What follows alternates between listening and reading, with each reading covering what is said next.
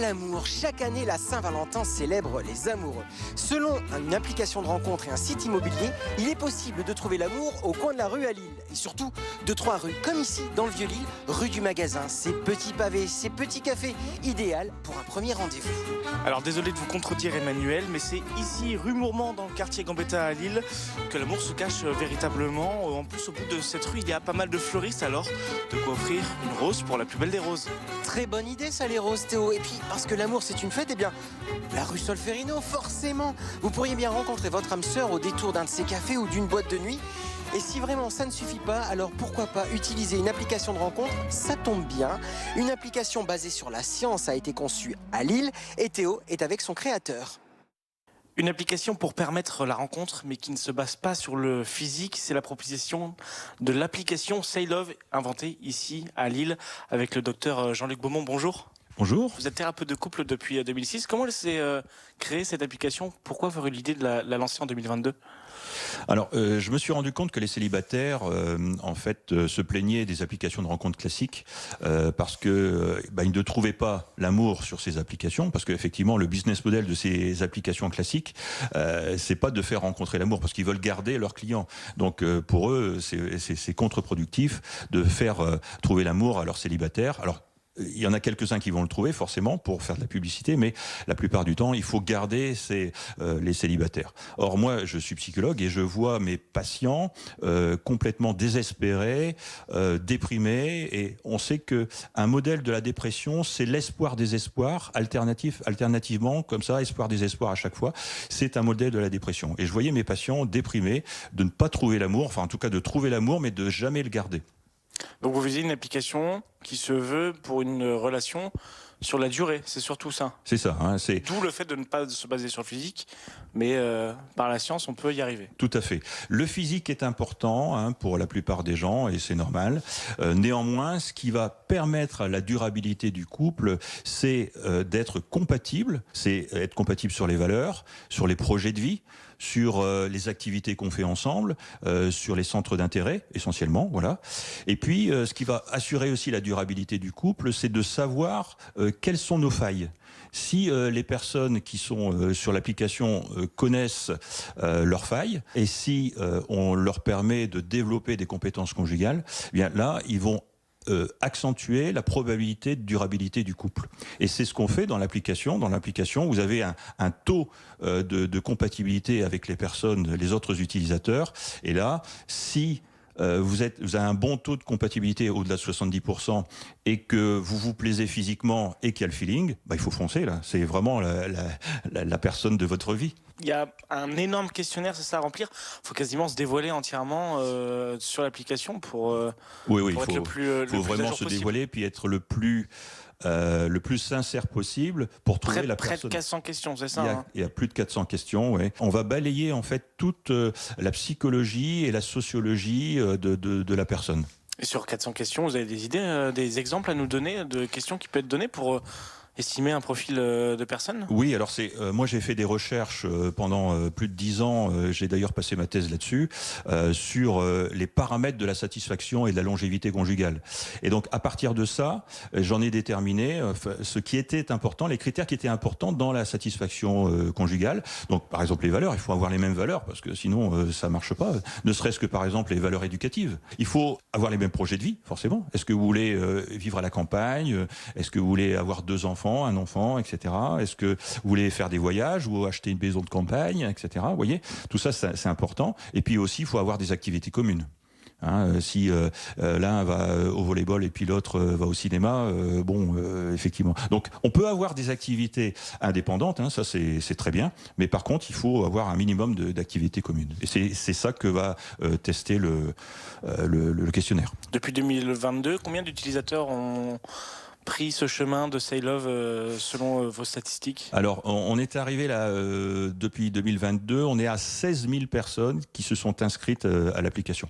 Et combien aujourd'hui sont encore en couple? C'est un pourcentage assez haut? Alors j'essaie de récupérer en fait les informations des personnes qui partent de l'appli parce qu'ils sont en couple et selon les réponses en fait on est à peu près à plus de 70%, 71, 72% de personnes qui sont restées en couple grâce à l'application. Vous avez lancé aussi une agence en novembre 2025 qui s'appelle Say Love Agency. Oui. Ça consiste en quoi? Alors, Say Love Agency, c'est une agence de rencontre. Je vais les aider en fait à travailler sur l'amélioration de leurs compétences conjugales, parce que ça c'est hyper important dans une relation de couple. Hein. S'il y en a un qui a un attachement anxieux et l'autre qui a un attachement évitant, il va falloir prendre en compte le fait que si moi je pars, j'ai un attachement évitant, donc je pars en déplacement, l'autre qui a un attachement anxieux, il va avoir peur de ça et donc il faut lui envoyer des messages régulièrement. Vous voyez, donc tout ça, ça va être important. Et donc dans l'agence de rencontre, ils vont passer un questionnaire et je vais les aider à améliorer leurs compétences conjugales. Et surtout, je vais les coacher pour désactiver leurs blessures intérieures. Parce que ce sont les blessures intérieures qui vont faire hyper réagir chaque partenaire. Parce qu'il va se sentir blessé sur un truc qui semble anodin pour la plupart des gens. Mais comme c'est une blessure intérieure, il va réagir, hyper réagir. L'autre va se dire, mais pourquoi il réagit pour ça? Ça me semble anodin. Elle est complètement cinglée, etc. Alors que finalement, si on désactive ces blessures, on va pouvoir mieux vivre la relation et qu'elle sera beaucoup plus satisfaisante et durable. Et toujours autour de ce thème de l'amour, du couple, vous avez aussi une autre plateforme, Better Love. Là, il s'agit plutôt d'une plateforme pour faire avancer le couple, c'est ça? C'est ça, en fait, c'est pour aider les couples, c'est betterlove.fr. Il faut pas confondre avec betterlove.com aux États-Unis, c'est pas le même. Mais betterlove.fr va aider les couples qui sont déjà constitués à améliorer leur relation. Parce que aujourd'hui, moi, je suis thérapeute de couple, hein, donc je vois tous les jours des problématiques et même les gens que je vois pas ont aussi des problèmes parce que le couple, c'est pas un long fleuve tranquille. Hein. Donc c'est des petits conseils qui sont très adaptés puisque les personnes passent aussi un questionnaire. C'est vraiment des conseils très spécifiques pour les personnes, pour le couple lui-même qui a passé le questionnaire. Certaines personnes ont peut-être encore préféré la rencontre réelle. Vous organisez des speed dating, ça existe toujours évidemment dans la région. Vous organisez des speed dating aussi, là c'est la rencontre réelle. Pareil, basée sur la psychologie, sur la compatibilité des gens? Oui, tout à fait. C'est-à-dire que nous, notre spécificité dans les speed dating, c'est de ne pas faire rencontrer des gens qui ne sont pas compatibles sur le long terme. Donc on teste d'abord, donc ils remplissent un questionnaire aussi, très long, et on va faire rencontrer uniquement des personnes qui sont compatibles sur le long terme. Donc il y aura moins de rencontres, effectivement, mais c'est des rencontres de qualité. Et comment une personne qui est intéressée aujourd'hui par un speed dating Say Love, comment ça se passe pour s'inscrire, pour vous trouver aussi? Alors, il faut s'inscrire sur l'application Say Love, parce que nécessairement, il faudra remplir le questionnaire de 1 heure pour savoir si... C'est le même questionnaire que pour l'application? C'est le même questionnaire que l'application et donc les personnes se mettent sur l'application, remplissent le questionnaire et ils seront amenés à être contactés pour les speed dating. Et on va surtout dans la région. Surtout dans la région et puis après développer ça en France entière. Merci beaucoup, Dr Beaumont, en tout cas pour l'explication de ces applications que vous mettez en place ici à Lille, donc des bonnes idées. Donc on en parlait des speed dating, certains vont le préférer, ce monde réel. Il en est question avec Ginette et Gustave, c'est un club de rencontres qui propose des rencontres pour les personnes à la recherche de relations sincères et durables, parce que c'est ce qui compte. Et Camille l'a créé, elle propose des soirées speed dating pour les personnes inscrites. Et justement, en direction le dancing à Lambersart, Emmanuel nous attend. It's true love.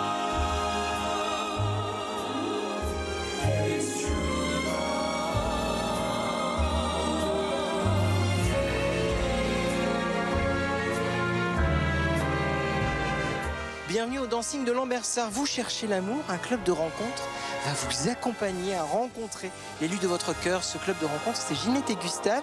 Et sa créatrice, la magicienne de la soirée, c'est Camille. Bonsoir Camille. Bonsoir Emmanuel. On est dans les derniers préparatifs, il y a toutes les petites tables qui sont prêtes. Et alors comment ça va se passer? Parce qu'il y a des questionnaires, il y a des petites cartes, racontez-nous. Exactement, en fait ce soir c'est un grand speed dating avec 84 personnes qui vont venir. Donc 84. C'est ça, 84 célibataires, autant d'hommes que de femmes. Et les rencontres se font par tranche d'âge. Donc nous avec l'équipe on vient, en amont on prépare absolument tout.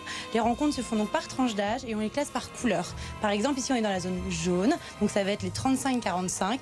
Qui vont se rencontrer. Ils ont chacun un petit questionnaire. Et donc ce questionnaire, ça va leur servir à quoi? Ça va leur servir à noter leurs petites impressions. S'ils ont eu un petit coup de cœur, ce qu'ils ont pensé, le prénom, etc. Et ça va se rejoindre avec cette petite carte qui est une carte de contact.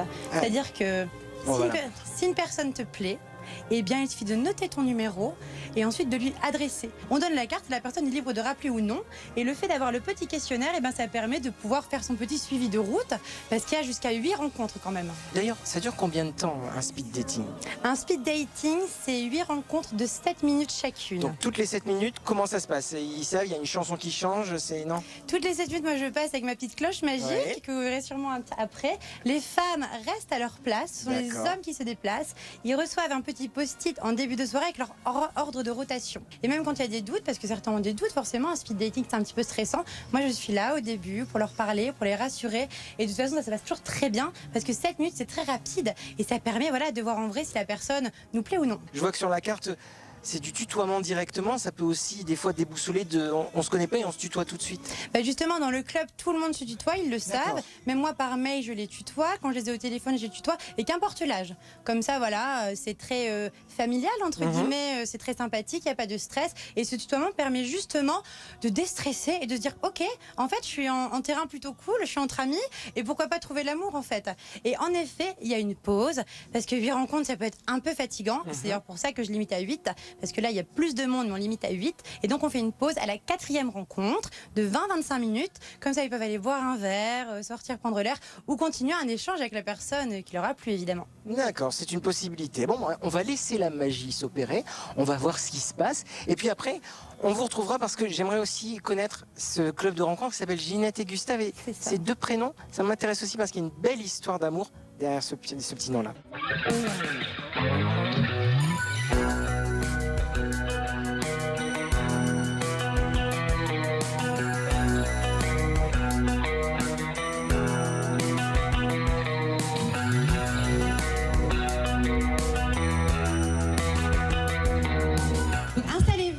Et lorsque je sonne la cloche, eh bien on va commencer. Merci. Ça commence.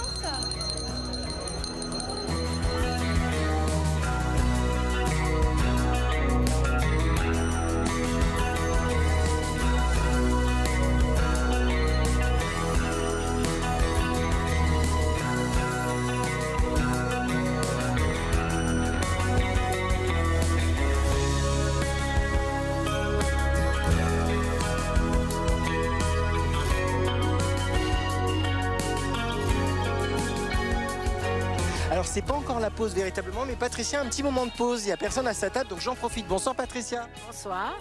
Alors comment ça se passe? Très très bien, c'est très sympathique, franchement, je m'attendais pas à ça, je suis surprise en bien. Moi je suis venue open et je regrette pas du tout ma soirée. C'est la première fois que vous faites un speed dating? Première fois.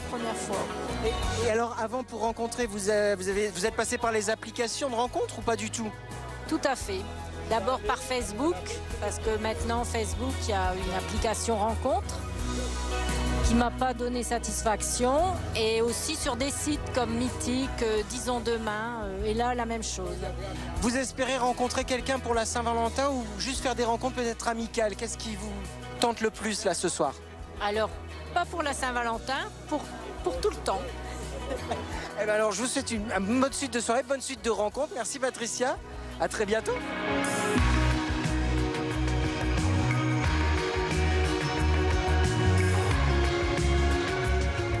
Speed dating pour Kevin. Alors Kevin, comment ça se passe? Très bien. À chaque fois, les premières rencontres, c'est un petit peu le stress, mais après, à force de parler, ça vient naturellement.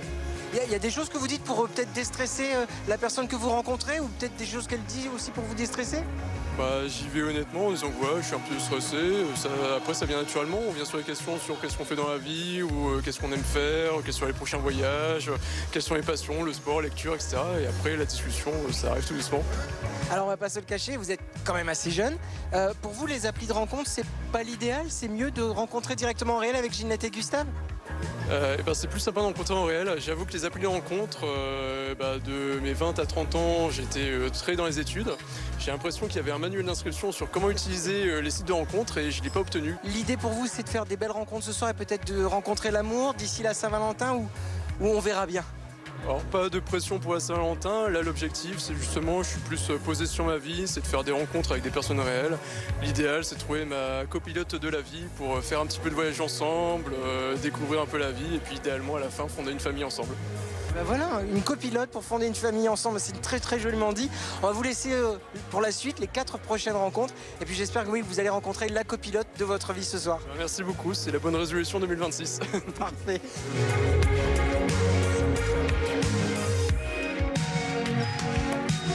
C'est la pause avec Christian maintenant. Alors Christian, comment ça se passe ce speed dating? Alors ça se passe très bien. Déjà, j'ai rencontré 2 belles personnes. On a sympathisé. On va se rencontrer dans d'autres lieux pour aller danser. Pour pas citer le manoir à Bailleul, parce qu'ils y vont, puis moi de temps en temps aussi. Donc on a pris rendez-vous pour boire un verre, pour danser et faire connaissance et puis devenir amis, pourquoi pas. Devenir amis et peut-être après l'amour, pourquoi pas? Après tout, c'est bientôt la Saint-Valentin. En plus, voilà, une belle fête pour les amoureux. Et après, j'ai encore 3 personnes à voir, on verra. Qu'est-ce qui va se passer? Alors on va laisser la magie opérer, on va laisser la magie continuer. Et puis on va retrouver aussi Camille pour savoir comment ça se passe. C'est elle la grande magicienne de ce soir.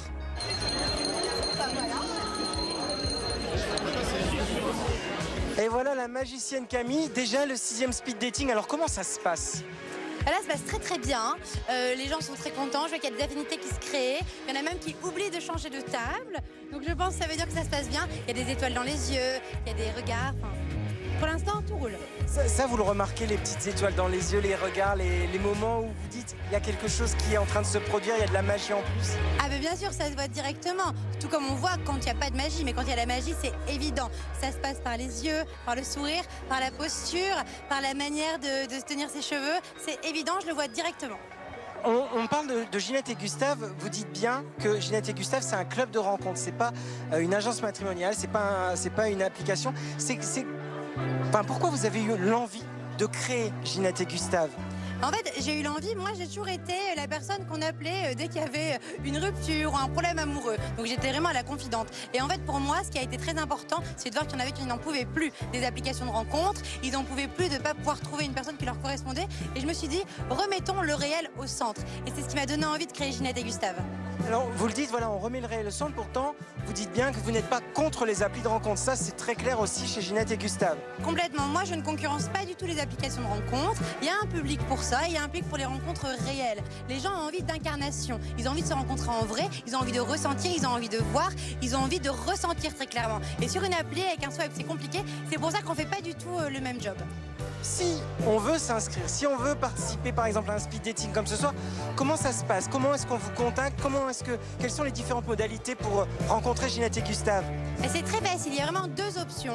Il y a soit les événements, donc les speed dating qui sont à 15 € avec un tarif très attractif qu'on peut trouver sur mon site Ginette et Gustave, sur Instagram ou sur Facebook. Il y a tous les événements, j'en fais 2 à 3 par mois. Et donc c'est des speed dating entre 70 et 80 personnes par tranche d'âge. Donc ça c'est vraiment pour la première option juste événementielle. Et ensuite on a le matchmaking qui est là un accompagnement plus complet qui permet vraiment de cibler une recherche et de trouver la personne qui nous correspond. Il y en a qui sont accompagnés et évidemment je connais leurs critères et évidemment je peux leur dire ah mais tu sais il y a peut-être cette personne avec qui tu vas avoir une compatibilité, ce serait bien d'aller creuser. Je les conseille en ce sens-là. Un petit mot pour tout le monde, de la bienveillance, du respect et toujours de l'amour évidemment. Les prochains rendez-vous speed dating, ça se passe quand? Eh bien, le prochain rendez-vous, c'est le 12 février, donc juste avant la Saint-Valentin, histoire de trouver son Valentin avant. Donc, ce sera un format un petit peu différent, toujours en speed dating, toujours avec des rencontres de 7 minutes chacune. Mais là, les hommes auront une rose à l'entrée et les femmes une boîte de chocolat. Et il suffira d'offrir à la personne de son choix sa rose, sa boîte de chocolat. Ou de la garder si on est gourmand. Oui, c'est vrai que si on est gourmand ou si on aime les fleurs, aussi garder les fleurs pour chez soi. Un dernier petit mot, on va terminer parce que depuis le début, je parle de Ginette et Gustave. Ça peut faire sourire, ça peut prêter à rire. Pourquoi ce nom de site? Il y a quelque chose qui se cache derrière Ginette et Gustave? Bah oui, Ginette et Gustave, c'était mes grands-parents qui se sont aimés pendant 50 ans. Donc Ginette et Gustave, moi j'étais très très proche de mon grand-père qui est malheureusement parti. Ma grand-mère est toujours là, elle a 92 ans, elle est en pleine forme, elle me parle de Gustave avec des étoiles dans les yeux. Et en fait c'était une évidence d'appeler le club Ginette et Gustave. Et quand ma grand-mère, je lui en ai parlé, elle m'a dit mais bien sûr ma chérie. Et vous savez ce qui est fou? C'est que depuis que j'ai créé Ginette et Gustave, eh ben, je sens que Gustave me lance des petits signes parce qu'il y a plein d'histoires qui se créent grâce à lui, j'en suis sûre. Eh bien, merci beaucoup Camille. On va laisser la magicienne Camille repartir non pas avec sa baguette, mais avec sa cloche magique pour continuer à créer de belles histoires d'amour.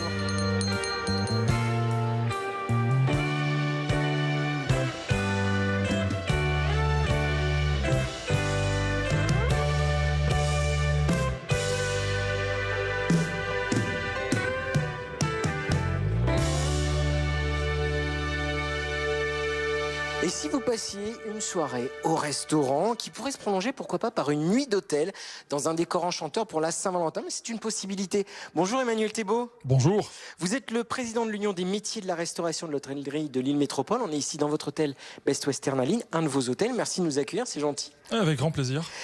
Qu'apporte la fête des amoureux auprès de la restauration? C'est un moment qui est important, cette Saint-Valentin, dans les restaurants? Oui, je pense qu'effectivement, c'est fait partie des moments forts au niveau de la restauration dans l'année. La Saint-Valentin, on a tous eu, effectivement, on est tous allés dans ces restaurants où il y a énormément de tables de deux personnes, les deux amoureux face à face avec la petite rose, ou qui sont effectivement en train de s'offrir quelque chose. Mais ça fait partie des moments importants parce que une forte fréquentation, beaucoup de réservations. Les restaurateurs font aussi l'effort dans la mise en scène. Les menus sont travaillés spécialement pour la Saint-Valentin. C'est ce qui explique que ça soit un peu plus cher que d'habitude? Oui, on sort du côté un peu classique et donc le restaurateur, beaucoup de restaurateurs font un menu spécial et donc ils vont travailler des produits un peu plus nobles. Alors chacun dans sa catégorie bien entendu, mais ceci explique que je dirais la tarification spécifique ce soir-là. Après un menu au restaurant, est-ce qu'il y a aussi un effet de cette Saint-Valentin sur les réservations des hôtels? Alors là, on va prendre votre exemple à Lille, mais est-ce que aussi dans la région, on le constate? Alors, très fortement. Ah oui. Oui, tout à fait. On parlait des restaurants, mais nous, on voit effectivement hôteliers dans nos hôtels une forte demande qui se fait sur cette Saint-Valentin, et ça fait partie aussi des dates fortes. On met en avant soit de la location de chambre de façon classique, mais aussi on peut faire des packages avec rose, champagne, lovebox ou autre. Mais c'est quelque chose qui marche bien et vraiment, si la Saint-Valentin tombe sur des jours week-end, un vendredi soir, un samedi soir, on est complet. Et là, par exemple, là ici, c'est un samedi, donc là vous avez déjà beaucoup de réservations. Enfin, là, déjà on est quasi complet. Ah oui. Et j'ai pas regardé malheureusement, mais chez mes collègues, mais je pense que beaucoup sont aussi déjà très fortement contraints, on va dire, et beaucoup seront complets ce soir-là. En fait, il faut quand même voir que sur la Saint-Valentin, c'est un événement, on va dire, de particulier, c'est pas un événement d'affaires. Donc, il y a certainement des fois des prix qui augmentent un peu, mais ça reste relativement raisonnable, je trouve, contrairement, on va dire, à des prix de braderie ou ce genre de choses, alors qu'il y a quand même une demande qui est forte. Mais je pense que, compte tenu qu'on a affaire à une clientèle de particuliers, le prix reste raisonnable. Bien entendu, si vous faites un package, la bouteille de champagne, elle coûte quand même, donc forcément, ça va venir impacter le prix de vente. Pour certains, effectivement, ça peut être une découverte et les amener à revenir. Je pense que là où ça amène à revenir, c'est chez mes collègues hôteliers qui vont offrir des prestations aussi type spa, soins et ce genre de choses. Et là, souvent, les clients peuvent se dire, tiens, effectivement, c'est plutôt agréable. C'est un peu moins le cas sur de l'hôtellerie classique, on va dire, où on n'a pas de prestations autour. Et donc là, bon, je pense que les gens viennent une fois.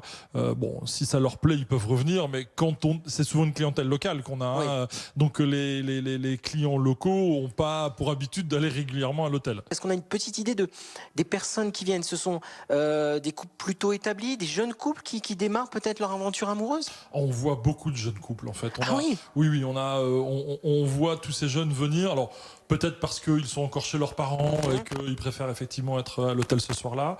Mais on va dire qu'on a une population qui est plus jeune qu'un quinquagénaire ou sexagénaire. On a vraiment plutôt des jeunes de 20 ans, 30 ans, mais c'est vraiment cette population jeune qui domine et qui est dominante sur ces soirs-là. Excepté la Saint-Valentin, est-ce qu'il y a d'autres fêtes qui bénéficient pour les services de restauration et d'hôtellerie, ou alors plutôt que de fêtes, ce sont des moments ponctuels, des événements? Je pense par exemple au grand départ du Tour de France ou à l'événement ponctuel, ici on est à Lille tous les ans, la braderie? Alors, en restauration, ce qui a encore du succès aussi, on a parlé des amoureux, c'est les mamans. Donc la fête des mères, effectivement, dans les restaurants, emmène encore beaucoup de monde les dimanches midi, plutôt que le samedi soir ou le vendredi soir.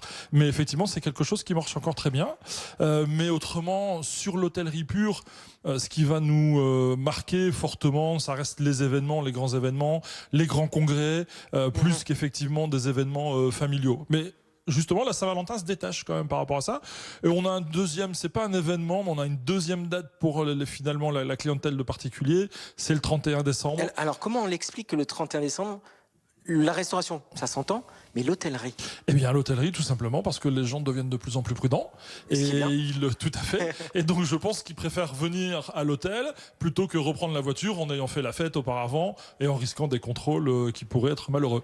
Et ça, c'est donc un service supplémentaire. Et c'est pour vous aussi, pour l'hôtellerie, c'est d'indiquer, peut-être de jouer sur ça en disant ne reprenez pas la route, nous, on va veiller sur vous et vous roulerez le lendemain, en fait. Bah, écoutez, je pense ça fait partie aussi de vos offres, si je puis dire. Oui, alors c'est dans la tête des gens. Peut-être qu'on devrait communiquer plus dans ce sens-là. On l'a jamais fait, mais je pense que beaucoup de personnes ont compris effectivement ce principe. Et donc, on a vraiment cette date du 31 décembre. Et que ça soit sur une métropole comme Lille, où je parlais tout à l'heure de Dunkerque, on voit ces montées en charge qui sont juste sur cette date, mais qui effectivement montrent que les gens sont prudents. Eh bien, un grand merci Emmanuel Thébault pour toutes ces explications qui sont donc très claires. Et donc, de notre côté, avec ou sans Valentin ou Valentine, eh bien, de toute façon, nous sur BFM Grand Lille et Grand Littoralais, avec Théo, nous vous souhaitons une belle fête des amoureux.